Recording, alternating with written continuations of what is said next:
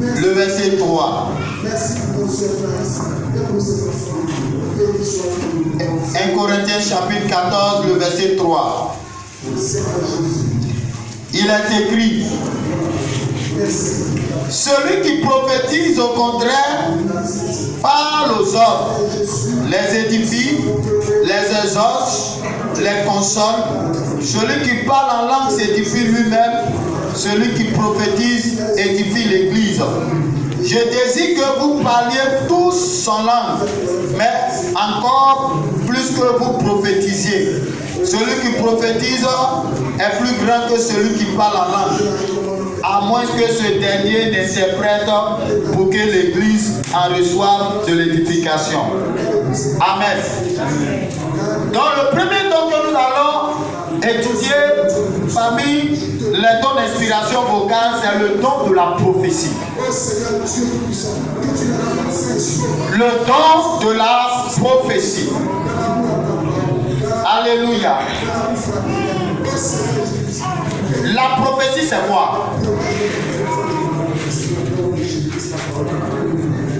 La prophétie en grec, c'est lui prophéteia, qui veut dire qui exprime la pensée ou les conseils. Qui exprime la pensée ou les conseils de Dieu. Prophéteia, qui exprime la pensée ou les conseils de Dieu. Le don de prophétie est spontané. Spontané, c'est quoi? Oui, sur le champ. Ça veut dire que tu ne réfléchis pas. C'est-à-dire l'Esprit de Dieu descend sur toi et puis tu commences à parler spontanément. On se comprend? Donc le don de la prophétie est spontané. C'est pas comme le don, tu es là et puis tu réfléchis avant de parler. Non. Dieu décide de parler à son peuple, ou Dieu décide de parler à une personne. Alléluia. Et lorsque Dieu décide de parler à une personne, ou bien Dieu décide de parler à son peuple, la Bible dit que l'Esprit de Dieu descend sur la personne et la personne commence à prophétiser. Donc la personne ne réfléchit pas pour parler, mais c'est Dieu qui dépose ses paroles dans sa bouche et les paroles la sortent. Donc c'est un don qui est spontané. C'est l'expression de l'inspiration vocale. Et ce don est un don surnaturel. Donc c'est comme si tu parles d'une manière surnaturelle parce que l'Esprit de Dieu est sur toi et tu parles. Alléluia. Est-ce que tu peux te tenir debout et puis donner une offrande d'acclamation à Jésus?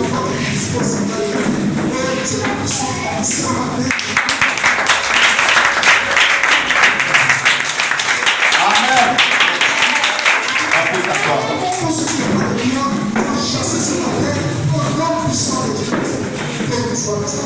Donc, le don de prophétie est spontané, c'est l'expression de l'inspiration.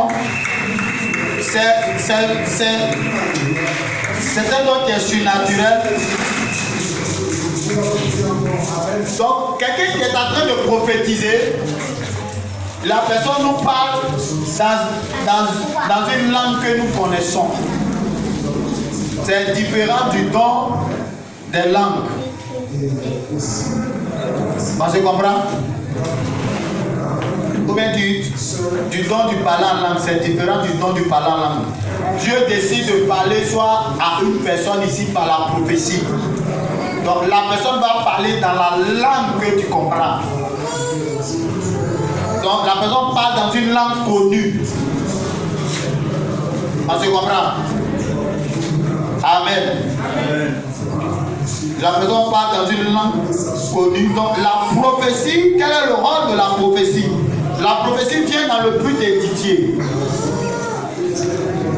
La prophétie vient dans le but d'édifier. d'encourager une personne peut-être qui est découragée, ou bien d'encourager une personne qui a fait un travail qui n'avance pas. Et Dieu vient dans le but de l'encourager. Le don de la prophétie également réconforte le corps de Christ. Ça réconforte le corps de Christ. Merci pour ta grâce. Peut-être que quelque chose peut se passer et puis les gens sont abattus. On se comprend, non? Tu as abattu, par exemple, l'esprit de la prophétie vient dans le but de te réconforter. Amen. Le don de la prophétie également peut venir aussi pour te donner une orientation. Ça peut venir pour te donner une orientation. Tu es en train de prier le Seigneur. Et puis Dieu peut te donner toi-même la réponse de ta prière là par une prophétie qui sort soit de ta propre bouche mais qui sort de la bouche d'une personne. Donc ce don vient pour orienter. Ce don vient pour édifier. Ce don vient pour réconforter. Alléluia. Mais une personne qui aspire à ce don doit croire que ce don va se manifester dans sa vie. Doit avoir la foi que ce don va se manifester dans sa vie. Lorsque tu as peur, même si le don est là, le don ne va pas se manifester. On se comprend? Donc nous voyons ici, dit ici dans Jean 14, verset 3, il dit, celui qui prophétise au contraire parle aux hommes, les édifie, les exhorte et les console. Amen. Le don de la prophétie a pour objectif d'édifier, d'exhorter et de consoler. 1 Corinthiens 14, 3. Ce don vient également pour bâtir des vies. Ce don vient pour bâtir des vies. Alléluia. Gloire à Jésus. Que Dieu te bénisse. Donc, lorsque nous lisons le verset 4, il dit quoi? Le verset 4 nous dit, celui qui parle en langue s'édifie lui-même, celui qui prophétise édifie l'église. Donc, celui qui prophétise vient dans le but d'édifier l'église. Prophétise dans le but d'édifier l'église. Amen. Amen. Gloire à Jésus. Le verset 5 dit quoi? Le verset 5 nous dit, je désire que vous parliez tous en langue, mais encore plus que vous prophétisiez. Celui qui prophétise est plus grand que celui qui parle en langue, à moins que ce dernier n'interprète pour que l'église en reçoive l'édification. Ici, la Bible te dit que celui qui prophétise est plus grand que celui qui parle en langue. Parce que si nous sommes assemblés ici, que tu te lèves, tu commences à parler en langue, personne ne va comprendre ce que tu es en train de dire. À moins que peut-être tu aies le don de l'interprétation des langues, tu parles en langue et puis en même temps tu interprètes. On se comprend? Donc si tu parles en langue seulement, mais celui qui édifie l'église fait du bien à plusieurs personnes dans la communauté, dans la salle. Donc du coup, la Bible dit que celui qui prophétise est plus grand que celui qui parle en langue.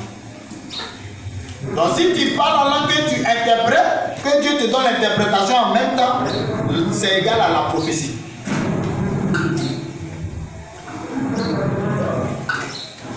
Amen. Amen.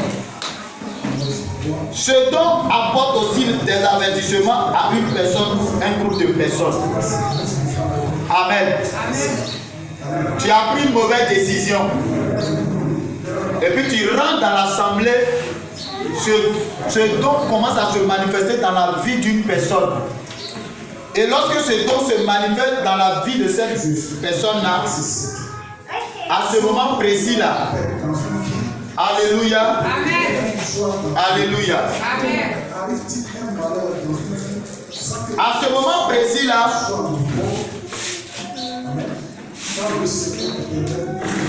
ce don soit va t'orienter pour te dire ce que tu es en train de faire là.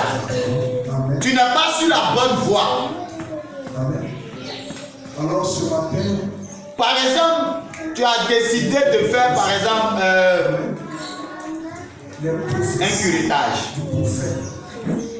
Une personne quitte là-bas, peut-être elle est nouvelle, et puis elle, dans son esprit, elle enseigne, elle fait un curettage. Elle peut rentrer dans la salle, et dès qu'elle rentre, pendant le culte, quelqu'un se lève et puis il prophétise. La décision que tu as prise, ce n'est pas une bonne décision, ma fille. Ce que tu veux faire là, il ne faut pas faire. Sinon, si tu fais, tu vas mourir. C'est une orientation. Alléluia. Donc, ce don vient dans le but d'avertir d'un danger. Peut-être qu'il y a un piège quelque part. Tu dois peut-être effectuer soit un voyage et Dieu ne veut pas que tu partes parce que l'ennemi a fait son projet contre toi. Et Dieu dans l'assemblée suscite une personne pour te dire, ma fille ou bien mon fils, ce voyage que tu veux effectuer, n'effectue pas ce voyage. Dieu t'a parlé comme ça. Si tu t'entêtes, ce qui va t'arriver, Dieu t'a averti. Amen. Amen. Gloire à Jésus. Amen. Mais la prophétie aussi peut être jugée. Alléluia. On peut juger la prophétie. Nous allons voir cela dans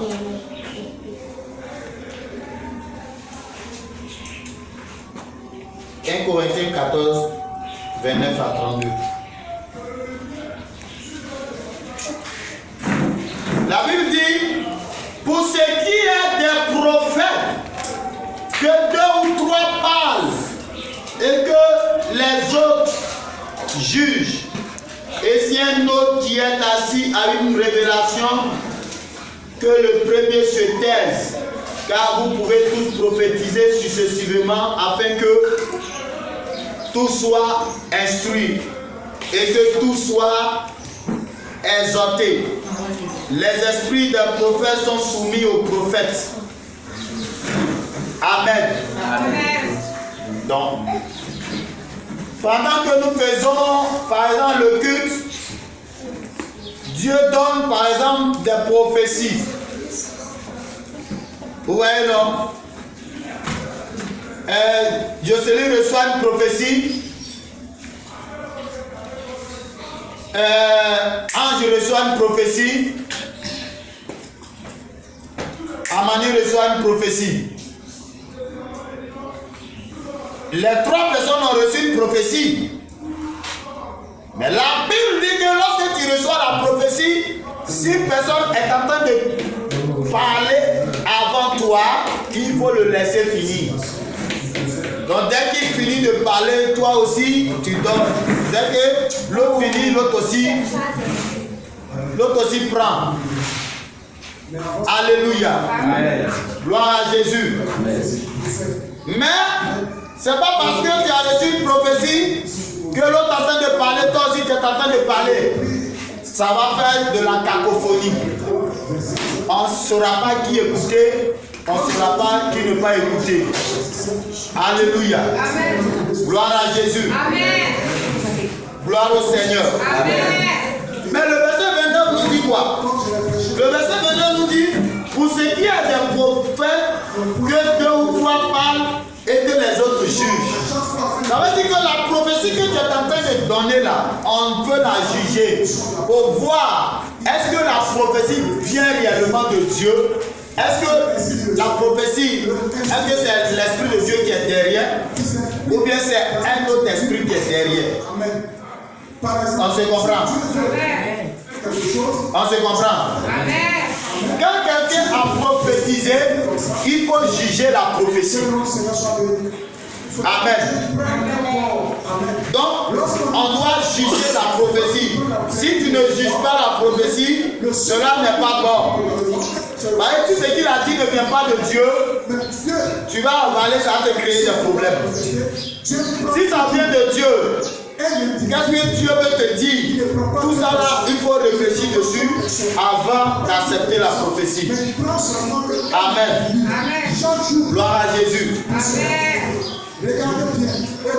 Alléluia. Ce don,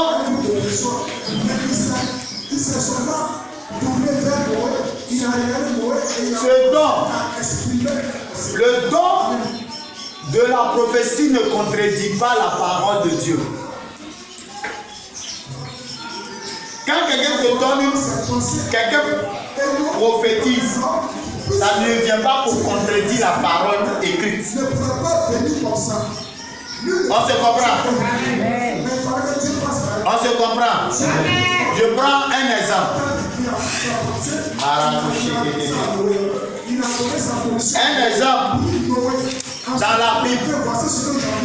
La Bible dit que dans le livre de Actes chapitre 16, Paul et Silas, c'était Paul et Barnabas.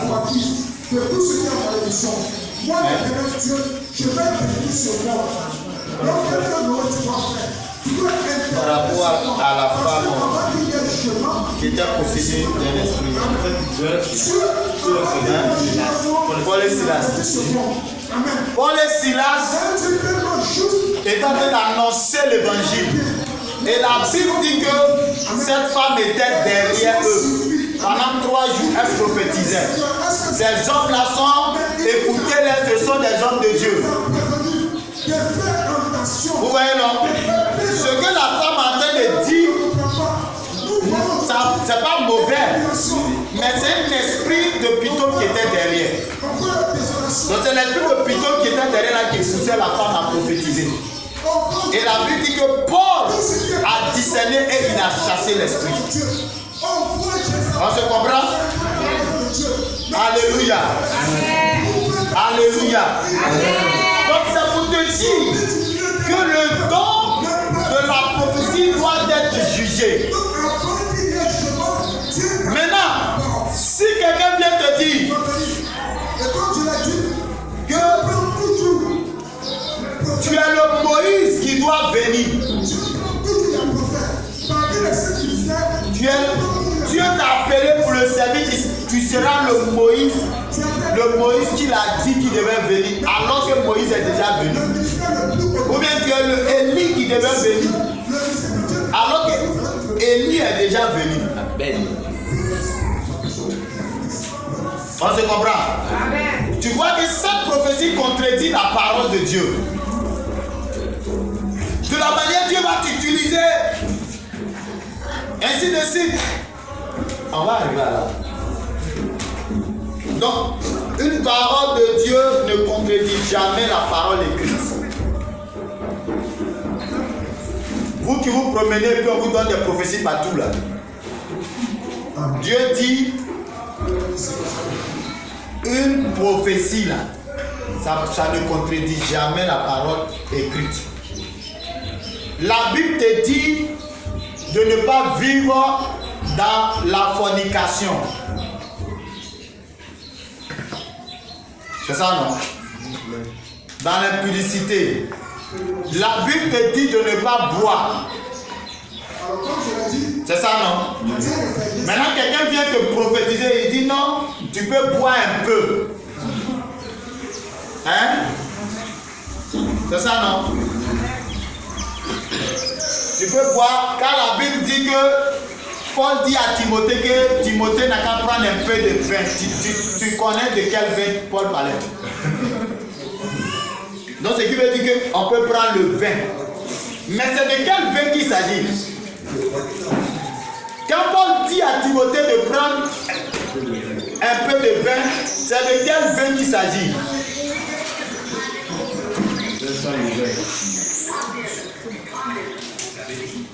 Alléluia. Amen. Donc, quelqu'un va te dire qu'on peut boire un peu. On peut boire un peu. Tu vois que ça va contre la parole de Dieu. Non, on peut avoir des copines. Ça va contre la parole de Dieu. Donc, la prophétie qu'une personne va te donner ne doit pas contredire la parole écrite. Oh, mais Dieu va te maudire. Quand tu prends la Bible dit quoi? Que Dieu a ôté la malédiction sur nous.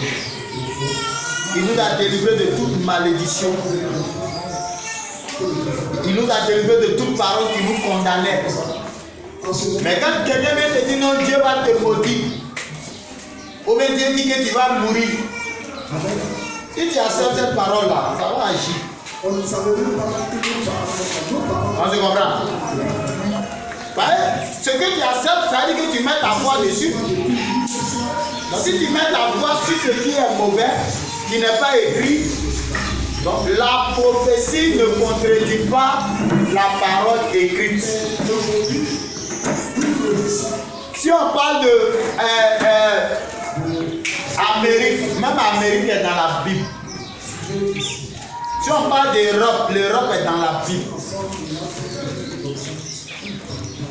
Est-ce que vous comprenez? Donc ne vous laissez pas tromper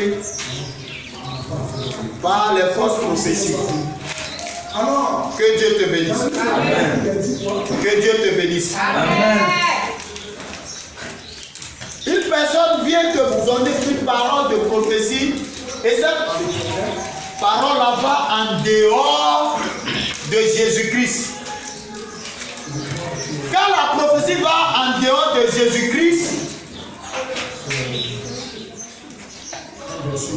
oui, non, Apocalypse 19, verset 10. Apocalypse 19, le verset 10.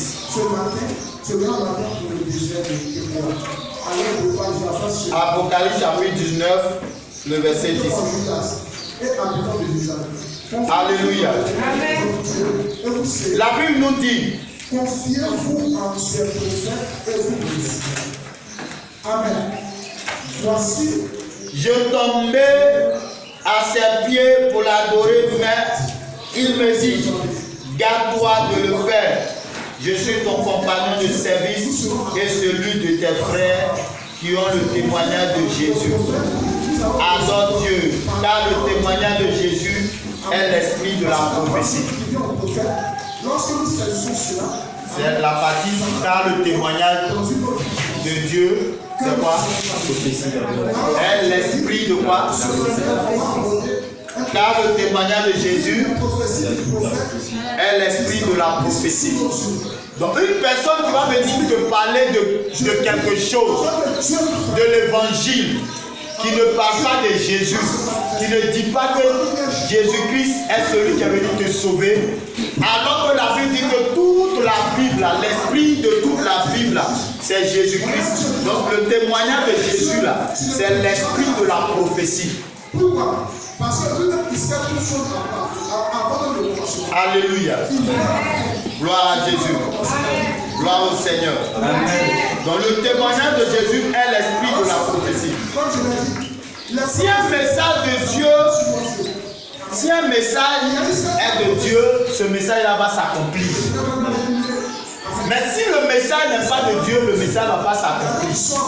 Quand quelqu'un te donne une prophétie, si c'est de Dieu là, quel que soit le temps que ça va mettre, ça va s'accomplir.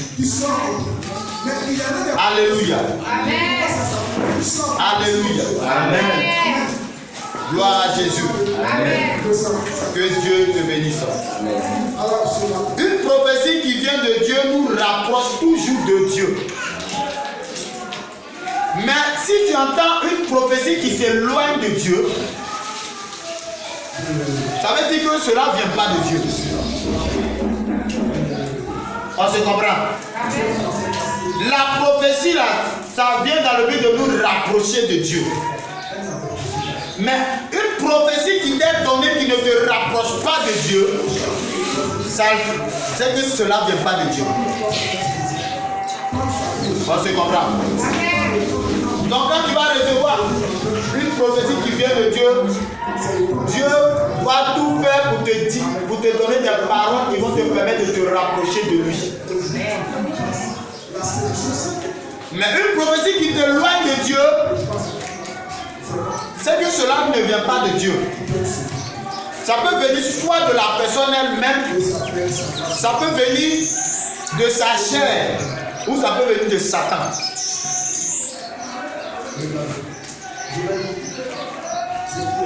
Amen. Amen. L'église dans laquelle tu vas, il ne faut plus aller là-bas parce que Dieu n'est pas là-bas. Par exemple, une prophétie par exemple comme ça. Dieu dit de t'asseoir à la maison. Il ne faut plus aller à l'église. Tu peux faire ton culte à la maison.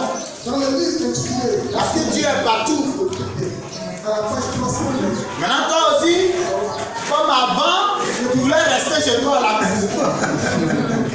Il y a quelqu'un qui est venu même t'aider. Et toi aussi tu t'assois à la maison. Ça ne vient pas de Dieu. Vous allez entendre des personnes dire, moi je fais mon culte à la maison. Mais qui lui a dit qu'on fait culte à la maison? Qui lui a dit ça? Sans doute c'est des prophéties que les gens leur ont donné. Puis maintenant, aujourd'hui ça s'est généralisé dans la pensée de plusieurs personnes. Alors que Dieu dit dans l'assemblée des saints. Donc si toi tu ne veux pas faire partie de l'assemblée des saints, c'est que tu es en danger. Parce que la prophétie que tu as entendue là, ça ne vient pas de Dieu.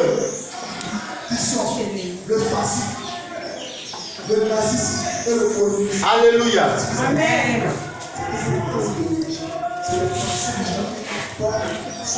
Amen. Comment examiner une prophétie? Comment examiner une prophétie? Lorsque tu reçois une prophétie,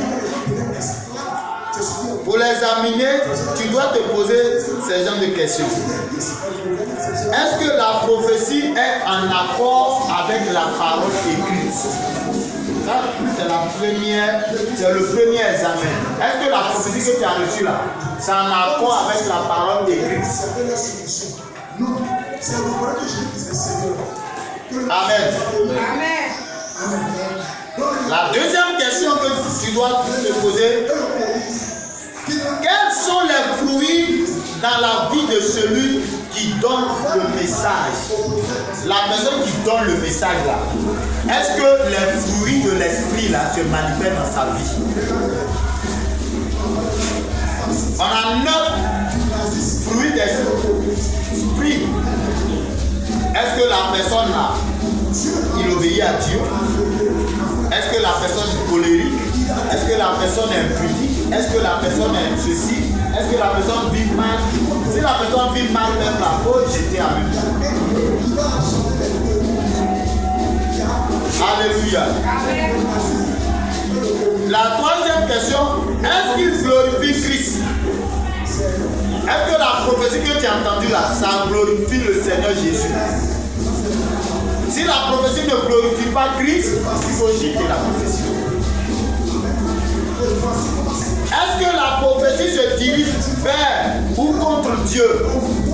Si la prophétie se dirige vers Dieu, tu l'acceptes. Si la prophétie se dirige contre Dieu, tu rejettes la prophétie.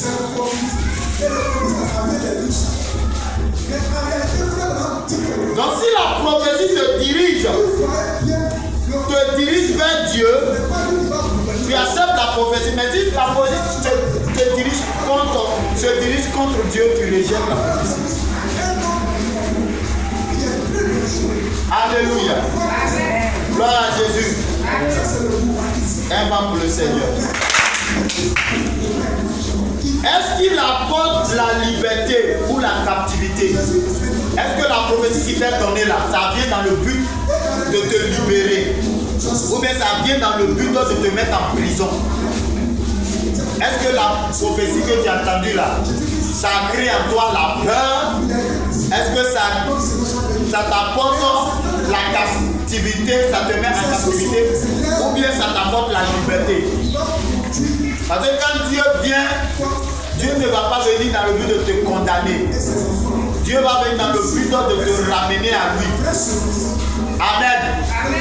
Amen. Amen. Une prophétie qui te dit que vraiment voici, tu vas avoir des problèmes. Voici ceci, cela. Cette prophétie-là, mon frère, ma soeur, il faut jeter la prophétie. De telles prophéties doivent être jetées. Amen. Amen. Amen. Quel est le témoignage intérieur de l'esprit? Pendant que la prophétie t'est donnée là, dans le cœur, qu'est-ce que le Saint-Esprit te dit dans toi-même, ton cœur? Qu'est-ce que l'Esprit de Dieu te dit par rapport à la prophétie que tu es en train de recevoir? Est-ce que ça crée en toi la peur? Est-ce que l'Esprit de Dieu te donne la paix pour te dire que ça vient de lui? Alléluia. Gloire à Jésus. Maintenant, la dernière, est-il accompli? Est-ce que la prophétie qui t'a donnée là, est-ce que quand tu as regardé, est-ce que la prophétie s'est accomplie? Amen. Gloire à Jésus. Amen. Gloire au Seigneur. Que Dieu nous bénisse. Amen. Que Dieu nous bénisse. Amen. Il y a des prophéties égoïstes. Un exemple de prophétie égoïste.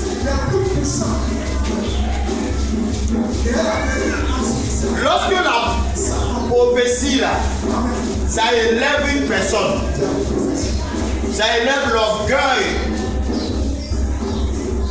ça amène une personne à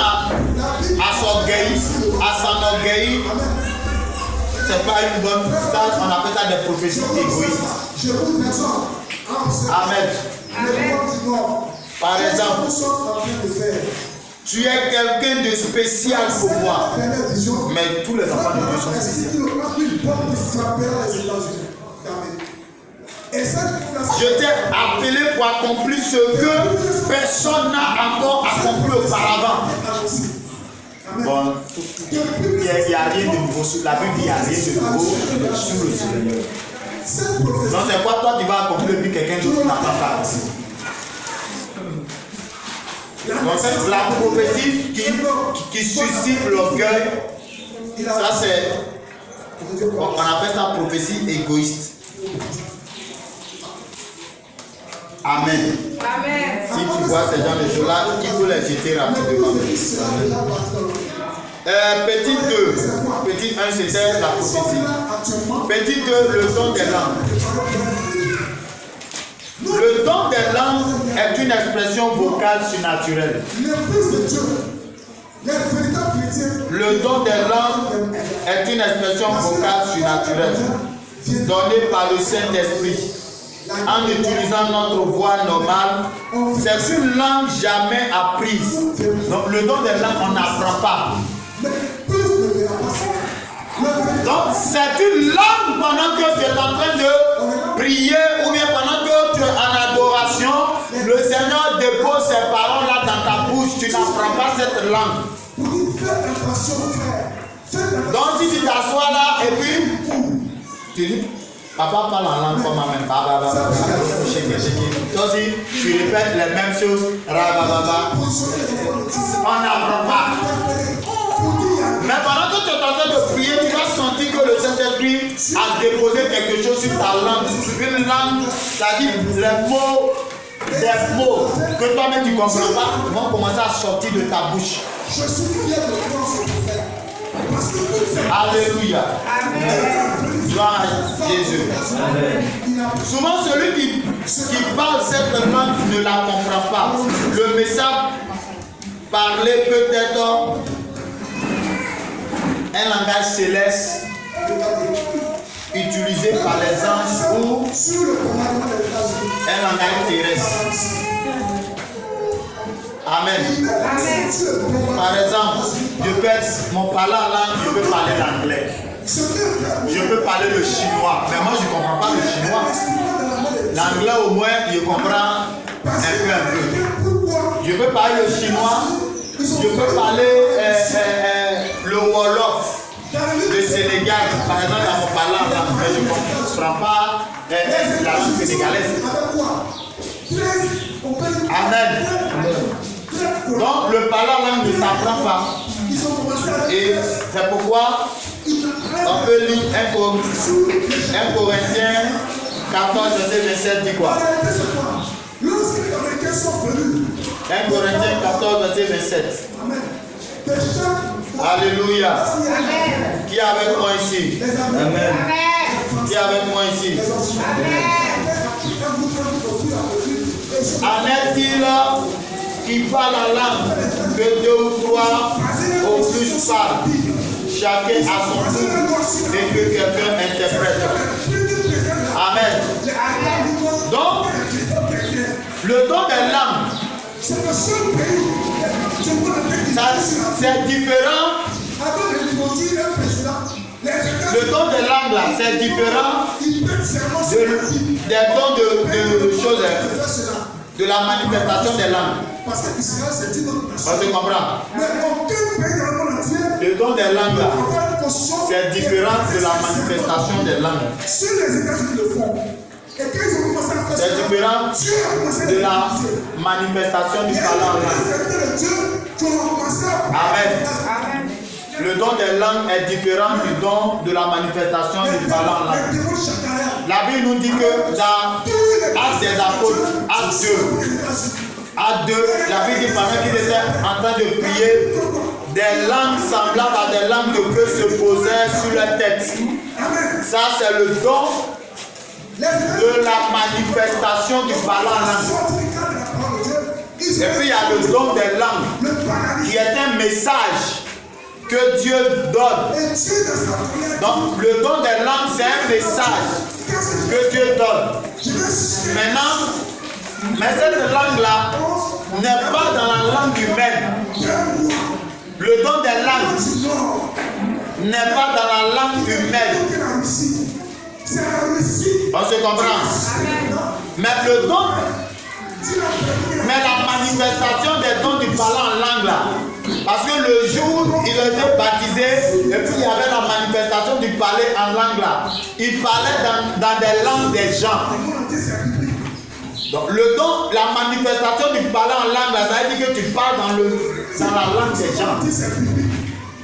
Ça c'est des manifestations. Tu peux parler le BT. Tu es en train de parler parler le BT. Or, le BT qui est là, lui sait que tu n'es pas BT, mais parce que tu es le Seigneur a déposé ça sur ta bouche et puis tu es en train de parler. Ça, on appelle ça la manifestation du parler en langue. Ou bien tu es là, tu ne comprends pas le baoulé, tu parles le baoulé. Le BT. Adjoukrou, Laï, on se comprend? Tu parles. Et la personne, ceux qui sont là t'entendent. Parce que c'est leur langue. Maintenant, il y a le don des langues. Le don des langues, là, tu parles la langue céleste que toi-même tu ne comprends pas. Donc, du coup, tu as besoin d'une interprétation. Amen. Donc c'est pourquoi on parle du don de l'interprétation des langues. Parce qu'on dit quoi? Le verset dit quoi? Que celui qui parle la langue, qui parle, et que celui qui a l'interprétation interprète.